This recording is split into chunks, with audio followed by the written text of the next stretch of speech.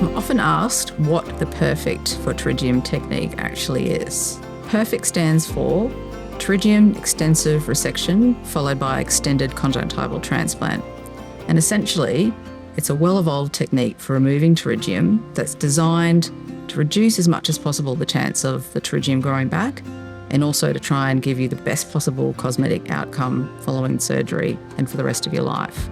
Pterygium surgery wasn't always performed this way and often resulted in the tissue growing back quite rapidly after surgery, which obviously isn't ideal, and also often left patients with red tissue remaining on the surface of the eye, which they didn't like the look of, and additionally meant that their eye was continually uncomfortable and irritated.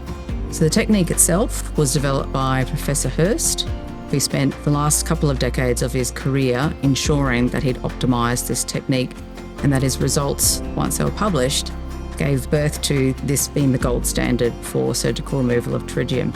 Essentially, the procedure involves really careful, meticulous removal of all of the tissue that's responsible for the formation of the pterygium in the first place. This means that all the tissue that causes the pinkness and irritation on the surface of the eye will be removed thoroughly.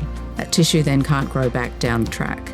Once that tissue has been removed, the eye surface needs to be carefully reconstructed using a very thin, clear piece of conjunctival tissue taken from the upper surface of the same eye having the surgery.